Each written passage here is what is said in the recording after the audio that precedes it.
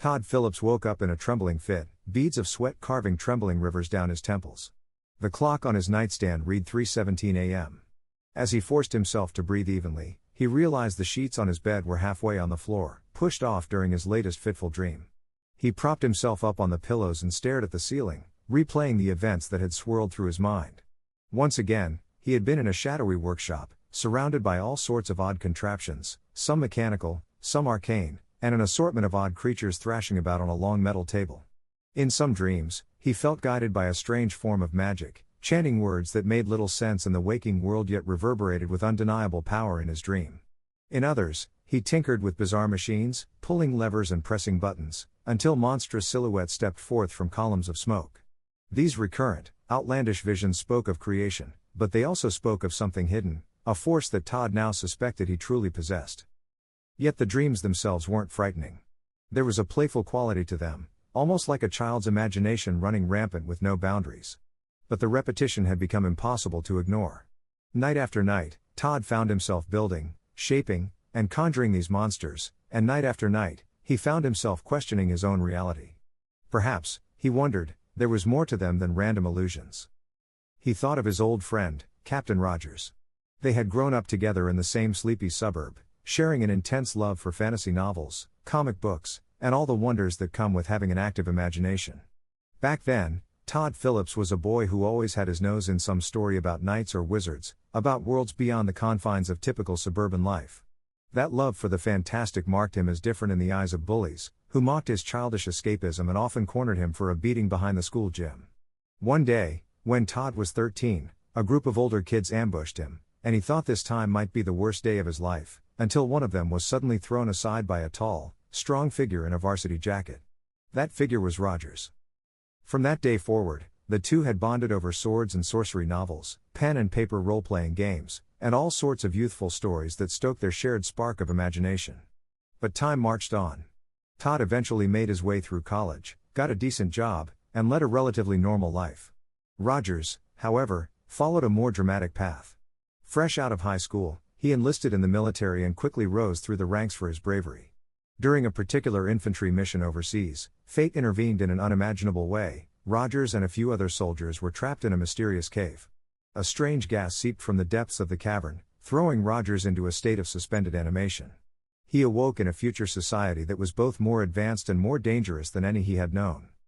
He told Todd about it years later, recalling bright neon cities overshadowed by authoritarian regimes, technology so advanced that it felt like magic, and horrifying battles in which Rogers fought twisted, augmented warriors. He discovered exotic gadgets, devices that could levitate matter, armor that turned invisible, and even the rumored beginnings of time travel technology. It was that final discovery that led him to return to his own time. And once back, he shared what knowledge he could to improve the world: advanced prosthetics for wounded soldiers, renewable energy systems for environmental crises, all sorts of remarkable leaps forward. He became something of a legend and a celebrity, known to the world as Captain Rogers, a nickname born of both his military rank and his almost superhuman feats. That morning, after yet another dream of monstrous creation, Todd decided he had to speak to his old friend. He threw on a jacket and left his tiny apartment, passing through bustling streets in search of the secluded estate that Captain Rogers now called home. Rogers's house was perched on a hill overlooking the city, a sleek modern construction that contrasted sharply with the rolling grass and old oak trees around it. Technologically, it was decades ahead of anything in the neighborhood. Still, the place had a warmth and openness that put Todd at ease from the moment he stepped inside. Rogers greeted him like a brother, offering a hearty hug that nearly lifted Todd off his feet. Over coffee, Todd spilled the details of his nightly episodes, the chanting, the monstrous creations, and the unshakable sense that something bigger was at play. Perhaps these dreams were trying to tell him something, or maybe, Todd ventured, they even depicted a destiny he didn't yet fully comprehend. Rogers listened intently, brow furrowing at the mention of repeated magic circles and nonsense words that still rang with a strangely familiar power. When Todd finished, he took a breath and asked the question that had taken root in his heart: Rogers, could these dreams have something to do with my future? You've seen what's out there, beyond our own time. Could I be some kind of monster maker in days yet to come? Rogers set his mug down slowly. Well, Todd, there's only one way to find out. His eyes twinkled with confidence, that same unwavering spirit that had once rescued Todd from bullies in a high school courtyard. I still have access to that time travel device I discovered. We can go forward and check. If you want answers, I'm willing to take you on that journey.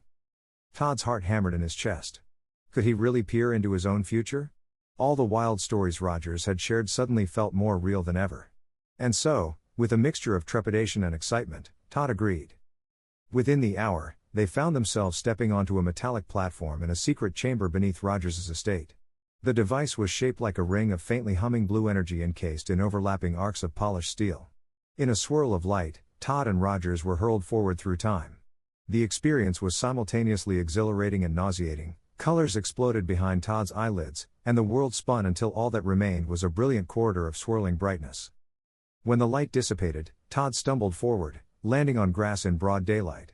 The building behind them was a sleek home with bold architectural lines that Todd didn't recognize, yet the scenic backyard and the graceful oak tree towering above told him it was his own childhood neighborhood. Rogers nodded, scanning his surroundings.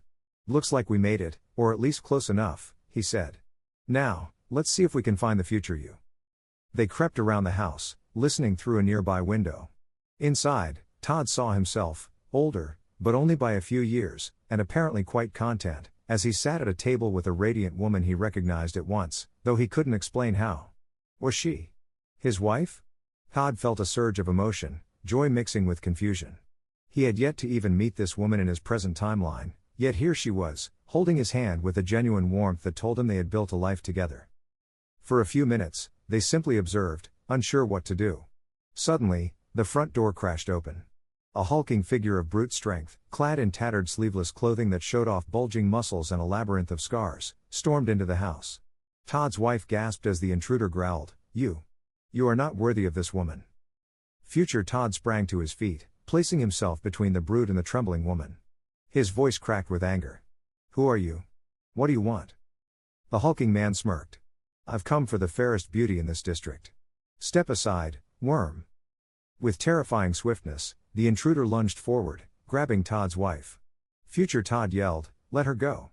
But the massive man only sneered and easily shoved Todd aside, sending him staggering into a nearby lamp, which tumbled to the floor with a crash. In a flurry of motion, the brute exited the house, carrying Todd's screaming wife over his shoulder. "No!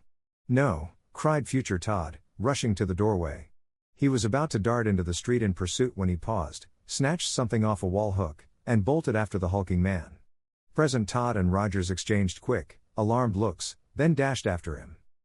They followed from a distance, careful not to expose themselves, since neither was certain how their presence might alter the timeline. The chase led them down a winding path, through neighborhoods that had grown more futuristic than the ones Todd knew from the present. Floating drones patrolled the skies, and odd neon signboards blinked in the distance. Eventually, the muscle-bound kidnapper turned into an industrial area behind some advanced factories, the architecture blending steel skeletons with enormous glass panels that loomed like silent sentinels. They watched as Future Todd cornered the brute near a chain-link fence. Todd's wife was cast aside roughly, hitting the concrete with a painful yelp before she scrambled back, tears in her eyes. Future Todd, trembling with anger and desperation, stood his ground. "You think you can just walk into my home and take my wife? I won't let you." The brute flexed his massive arms, crossing them over his barreled chest. "Ha! Are you even man enough to stop me? You can't compare to my power." Despite the apparent mismatch in physique, Future Todd clenched his fists. Present Todd marveled at the fire in Future Todd's eyes. Was this really the same timid person who once needed rescuing in high school? He was different, an older Todd who had discovered a wellspring of courage. Captain Rogers, crouching beside Present Todd, instinctively tensed as if ready to intervene, but Present Todd reached out and placed a hand on Rogers's forearm. "Wait," Present Todd whispered. "Let him handle this." The brute rushed forward with earth-shaking steps, swinging a massive fist. Future Todd managed to duck the first blow, but the second slam caught him squarely in the chest. He flew backward, gasping for air and spitting blood onto the concrete. Todd's wife let out a scream, but the brute only laughed, towering over the battered figure. Captain Rogers began to rise, but Present Todd pulled him back again, eyes wide. "Trust me. I have a feeling this is exactly what I came to see." Future Todd, though bloodied and bruised, slowly pushed himself up. A wry grin spread across his split lip. "You want a real fight? Fine." He touched a hand to a gash at his side, swirling his own blood between his fingers and beginning to trace a circle on the ground around him. As the ring was completed, Blood glimmered with a faint, otherworldly light. The brute took a step backward, momentarily startled by the luminous fluid. Then, as if deciding it was all nonsense, he began to laugh. "You think that puny circle on the ground is going to stop me? You're out of your mind." Future Todd's voice quivered with concentrated energy as he began chanting words that made no sense to either Captain Rogers or Todd's wife. But to present Todd, they rang eerily familiar, the exact strange language he had uttered in his dreams, the same syllables that rippled through his consciousness each night. It triggered a wave of déjà vu so overwhelming that Todd nearly lost his breath. The circle of blood flared white, and a bright spark of twisted energy spiraled upward. In a fluttering flash, a tiny creature materialized next to Future Todd. It was barely knee-high, with large bulbous eyes and razor-sharp teeth, no more threatening than a toy troll at first glance. The brute stared at it in disbelief and burst into guffaws. "That's your secret weapon?" He threw his head back in mocking laughter. Future Todd's eyes glinted. He reached into his coat pocket and withdrew a small can of spinach. Present Todd almost laughed at the mundane product's appearance, but what happened next banished all humor. Future Todd popped the top and poured the contents into the tiny creature's gaping jaws. Within seconds, the creature's body began to expand, sinewy muscles erupting across its limbs. Its torso thickened until it stood nearly as tall as the brute, a monstrous yet humanoid figure brimming with raw power. Veins pulsed across its arms, and a single bony horn jutted from its forehead. Captain Rogers leaned forward, whispering in astonishment, "So the dreams were real after all. He's creating monsters with magic." The brute's eyes flared with sudden caution, though he maintained his confident sneer. "You're still no match for me," he shouted, flexing his own muscles. "Feel my crushing avalanche fist." He lunged with a roar, his fist aimed at the monster's center mass. The monster roared back, pounding its chest, then swung a massive clawed arm. The collision sounded like thunder. The force of their impact shattered nearby glass panels in the deserted industrial yard. Future Todd's wife shielded her face from debris, eyes wide with terror and awe. Future Todd staggered backward, maintaining focus on his creation. He could see the monster was powerful, but the brute possessed monstrous strength of his own. They exchanged a flurry of devastating blows, the brute hammering down with avalanche smash and mountain breaker strike, the monster retaliating with primal ferocity, swiping with clawed slashes and throwing heavy punches.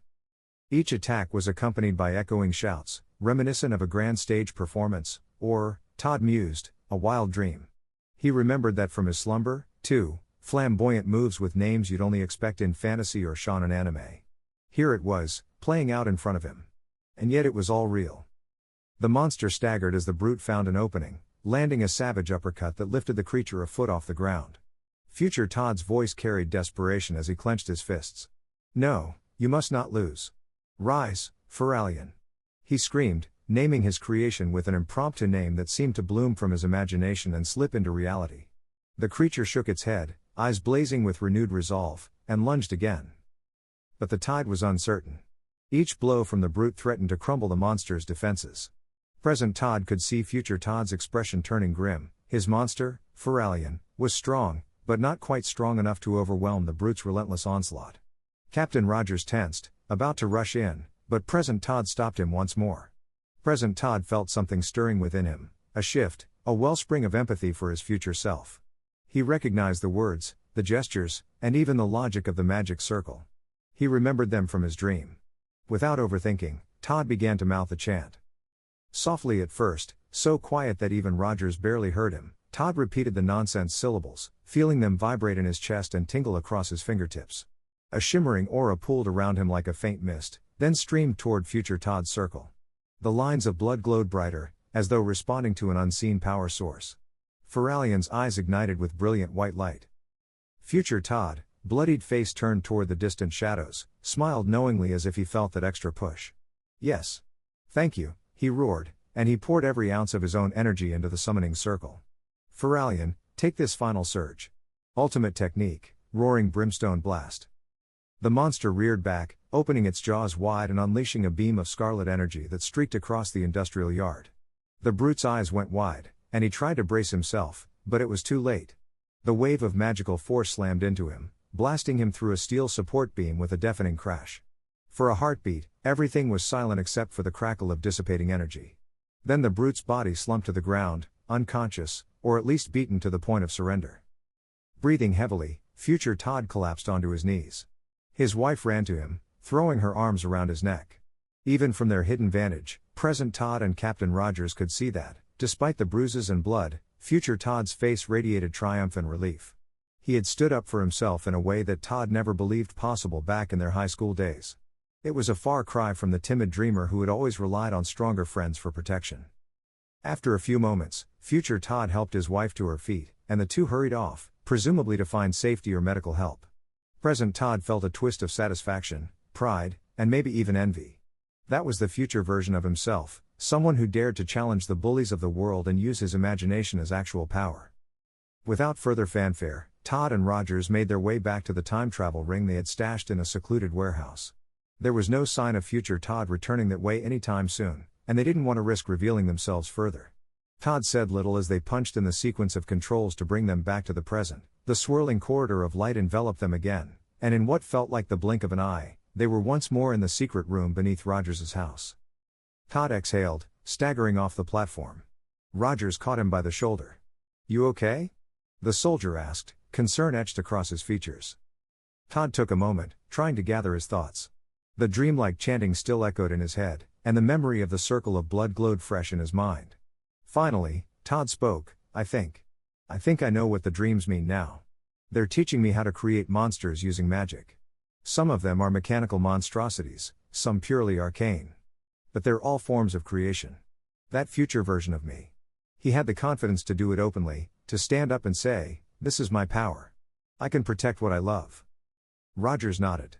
"So your love of fantasy, that wasn't just an innocent hobby. You had the spark of magic in you this whole time." Todd's gaze drifted to a far wall of the chamber. "Or maybe my love of fantasy created that spark. Magic and imagination. They're the same thing at different levels, right? One's in the mind, the other can bend reality.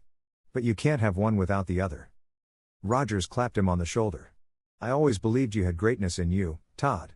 Bully chasers like me, well, I might have been the fists, but you had the heart and the mind." Todd chuckled softly, then sighed. "Rogers, you've done so much for me since we were kids. You saved me from beatings. You saved me from embarrassing moments. You showed me wonders I couldn't have imagined with your stories of the future. But I think I need you to stop protecting me now." Rogers frowned. "What do you mean?" Todd turned to face him, eyes shining with determination. "I mean, I have to learn to stand up for myself. Not because I don't value your help, but because it's time for me to walk my own path. I have this power in me, and I need to master it. I don't want to keep relying on someone else to save me when it counts." For a moment, Rogers was silent, the proud older brother in him warring with the protective instincts of a soldier. But then a smile slowly spread across his face. "I'm proud of you, Todd. You know I'll always have your back, but if your journey calls for self-discovery, then go. I won't hold you back." They embraced, a powerful hug that renewed the bond they'd formed so many years ago. When they separated, Todd stepped back. He could almost feel the energies of the future swirling in his soul, urging him forward. The scene from the industrial yard replayed in his mind, the circle of blood, the chanting, the tiny monster that became a giant, unstoppable force. He knew he needed to explore this side of himself further. If there were mystics or arcane experts in this world, he was determined to find them. He needed answers about where his power came from, how to use it responsibly, and just how far his imagination-turned magic could go. "I'm going to leave now," Todd said, his voice surprisingly steady given the weight of the decision. "I'll search for someone who knows about dream magic, or monster conjuration, or at least any form of arcane knowledge. If these dreams are any indication, there are things in this world we haven't even begun to tap into. And maybe, just maybe, there are others like me." Rogers nodded in agreement. "I have some contacts, left over from my foray into the future. Rumors of hidden enclaves, societies that practice arts we'd call mystical. I'll give you a few leads, but ultimately, you'll have to find your own way." "Thank you, old friend." Todd gave a final smile, then turned and headed upstairs. He found himself outside again in the crisp afternoon air, gazing down at the city. The sunlight glinted off skyscrapers that thrummed with life. It was the same old world he'd always known, yet somehow it all felt brand new, an uncharted landscape that waited to reveal its secrets. He began his walk home. Each step, he replayed the day's events in his mind, from the swirling corridor of time travel to the unstoppable brute who kidnapped his future wife, his wife. That still sent a flush of warmth through his cheeks. Then there was the monster named Feralion, fueled by spinach, conjured by a blood circle and chants of nonsense that were, in fact, brimming with arcane significance. Todd paused at a pedestrian crossing, waiting for the light to change. He closed his eyes and tried to recall the precise intonation of the chants. A faint hum seemed to echo in his eardrums, as though the words hovered on the fringes of consciousness. Could he summon a creature right here, in the middle of the crosswalk? He brushed the thought aside, aware that he was still untrained and uncertain of how stable or dangerous such a summoning might be. People crossed the street around him, oblivious that the man in the rumpled jacket had just returned from a glimpse of the future where he wielded powers beyond imagination. Once Todd reached his apartment, he packed essentials into a worn backpack, changes of clothes, a notebook, a battered copy of one of his favorite fantasy novels for comfort, and a small first aid kit. He stared at a blank page in the notebook for a moment, then began to scribble the fragments of chanting that he remembered, accompanied by rough sketches of the blood circle. His mind wandered to the curious question, why him? Why had he been chosen, or destined, to harbor such powers? And what truly lay at the intersection of dreams, imagination, and magic? He didn't have the answers yet, but the first step was the journey itself. By late afternoon, Todd hopped onto a train heading south, using a lead that Rogers had whispered, rumors of an old hermit living near the coast who claimed he could read dreams. Todd had no idea if the rumor was true, but it was as good a start as any. The hum of the train on the tracks lulled him into a half-doze, and for a moment, he drifted back into the swirling energies of the dream realm. This time he saw fragments of mechanical contraptions, whirring gears and neon lines of code, fusing with a red circle of blood that shone with primal magic. A monstrous silhouette loomed, part metal, part flesh. He felt not fear, but a surge of pride and curiosity.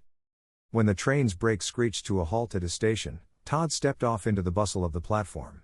Night had fallen, and the overhead lights bathed everything in a fluorescent glow. He walked through the station lobby, weaving through the crowd, and finally emerged into the coastal town. He found a small inn that smelled faintly of salt water and old wood, and he rented a room for the night. The proprietor offered him a warm, suspicious glance, clearly unaccustomed to outsiders lodging there in the off-season. Todd just smiled politely, too drained to engage in small talk. As he settled into the cramped, single-bed room, Todd couldn't help but feel a pang of loneliness. He was used to city lights, to hanging out with Rogers, to the comfort of daily routines. Now, he was on a quest to unlock the secrets of his dreams. But the moment he reminded himself why he was doing it, a sense of renewed purpose lit his eyes. Yes, this was for self-discovery, for unlocking the power that his future self had so vividly displayed. He sat on the edge of the bed and tried, for the first time in his waking world, to concentrate on conjuring. He took a small pocket knife from his bag and made a tiny prick on his thumb, just enough to produce a bead of blood. Cringing, he rubbed it onto a sheet of loose-leaf paper, drawing a shaky circle. He placed the paper on the floor, set a small glass in its center, and uttered the words that haunted his dreams. Nakara soon. Ilvain thar. Gzr mora. Nakara soon. At first, nothing happened. He sighed, feeling equal parts relief and disappointment. But then, a faint glimmer appeared around the circle, illuminating the paper in the dimness of the inn's lamp. Todd's breath caught in his throat. The circle flickered weakly, then fizzled out. Clearly, he lacked either the knowledge or the focus, or the raw magical power, to maintain a stable summoning. Still, it was proof that the dreams were more than illusions. He spent the next few days exploring the coastal area, asking discreet questions about local lore, dream readers, or anything tangentially related to magic. Most people shrugged him off as a kooky tourist or scammer. But in a small bar near the pier, a grizzled sailor overheard Todd's inquiries about a hermit who interprets dreams and quietly mentioned an old man living in a shack near the rocky inlet. The only directions provided were, follow the beach until you see an old rotting fishing boat stuck in the sand, then climb the rocks. That night, Todd braved the cold sea breeze, stepping carefully over sharp stones washed by crashing waves. Eventually, he spotted the half-buried boat. Beyond it, perched on a ledge of craggy stones, was a hovel made of driftwood and metal sheets. Warm candlelight flickered through a small window. Todd knocked tentatively, and an elderly voice called, "Come in, if your intentions are pure." He stepped inside, finding a cramped but surprisingly cozy interior. An old man with a lengthy beard and wrinkled skin sat before a low table. Dozens of parchment sheets littered the place, each scribbled with bizarre symbols and pictures. The old man peered at Todd with startling clarity in his gaze. "You've walked far, both in the waking world and your dreams," he said without preamble. "I smell the magic on you." Startled, Todd stepped closer, removing his damp jacket. I've been having these dreams about creating monsters. I think I have some hidden power. I saw a glimpse of my future, and I need to know if it's real. If it's. The old man gestured for silence. I know you. Not you, specifically, but your kind. The dream blessed, or dream cursed, depending on perspective. You have the ability to shape reality using your imagination. That is all magic is, child, the unstoppable power of the creative mind made tangible.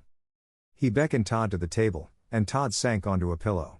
With a trembling voice, Todd recounted everything: the chanting, the circle, the time travel, the monstrous battle in the future. The hermit listened, occasionally nodding but never showing shock. When Todd finished, the hermit stood, rummaging among his stacks of parchment until he found a single sheet with a red spiral drawn on it. This is a glyph of summoning. I studied it once. Not my expertise, but I know enough to see that your circle is similar in nature. The question is, why you? The hermit's eyes bored into Todd. Because you've been preparing for it your entire life. All that reading, all that daydreaming, all those fantasies.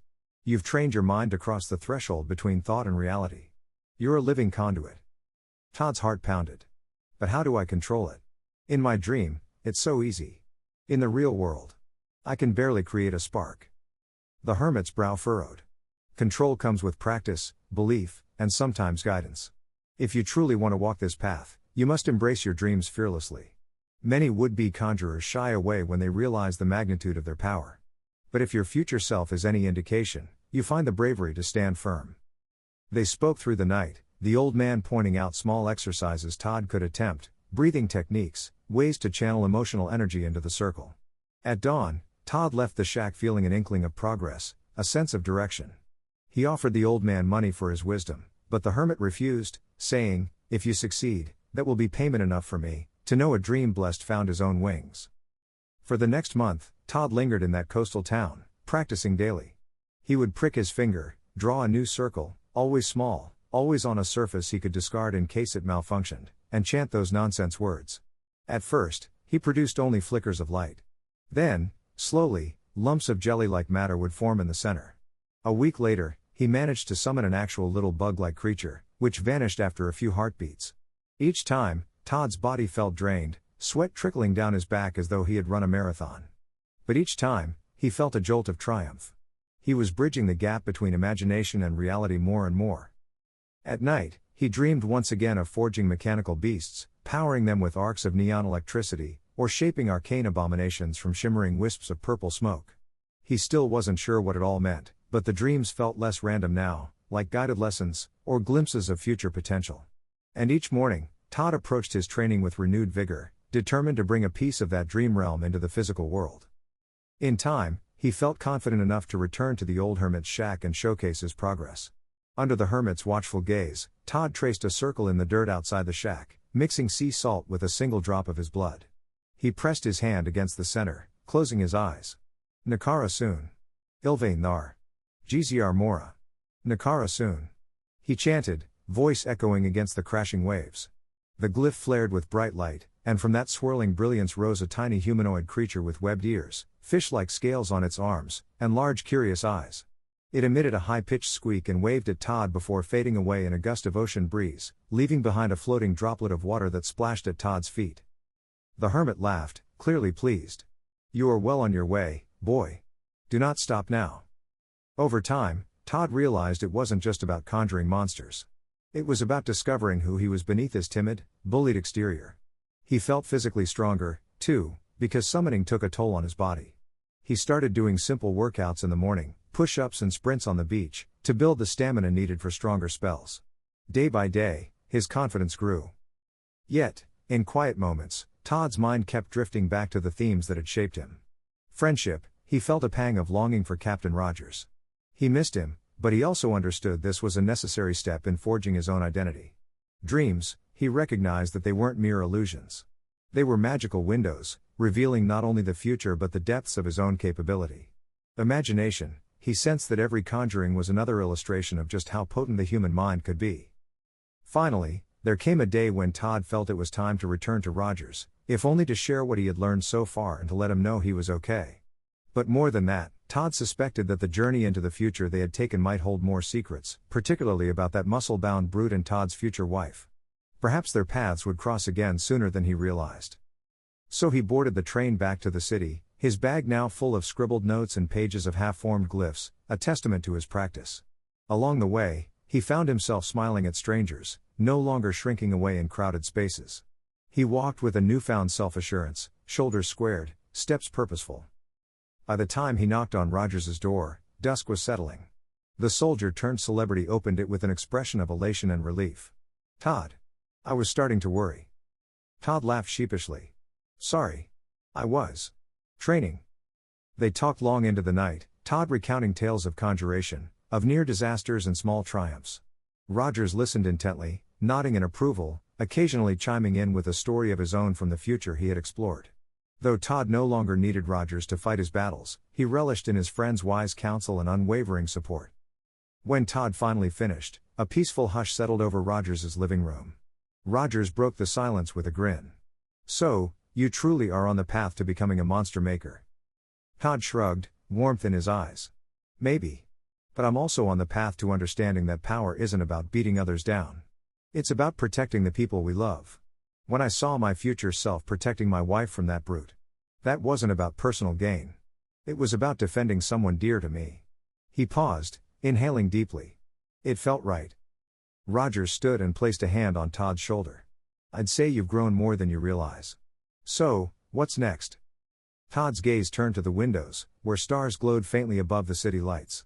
"I keep searching. I know there are answers out there, why I have this power, how far it can go, and whether there are others like me who can teach me more.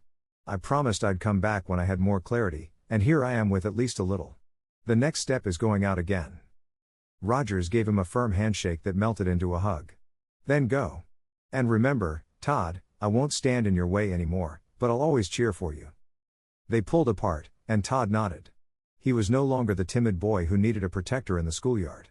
He was a man discovering a deep well of magic within himself, one fueled by the might of imagination. He felt the swirl of possibility tugging at his heart, calling him onward to the grand adventure that awaited. He left Rogers's house that night, the cool air brushing against his cheeks.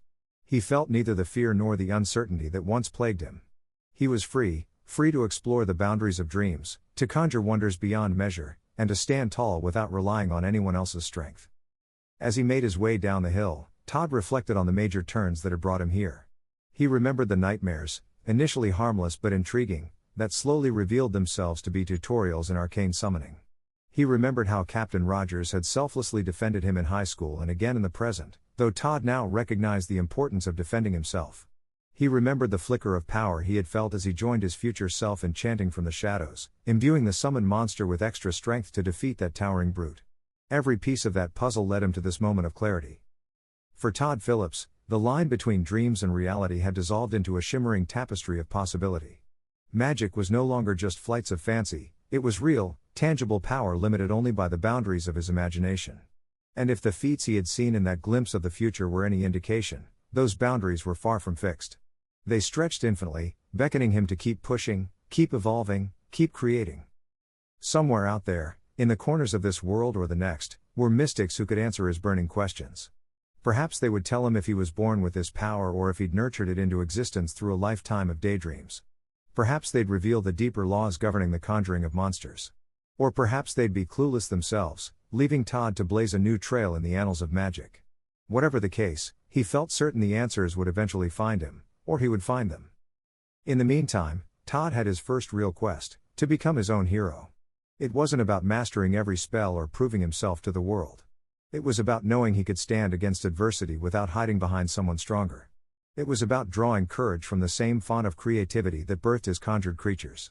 And it was about showing the world, and himself, that Todd Phillips was ready to embrace the wondrous, sometimes terrifying realm of possibilities that awaited a true dreamer. He paused briefly at a street corner, glancing upward at a star that flickered in the expansive sky.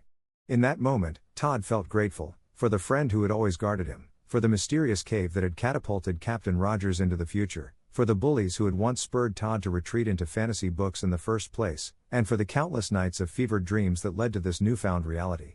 Life, Todd mused, was often a puzzle of seeming coincidences, each guiding us toward our destiny in ways we could never predict.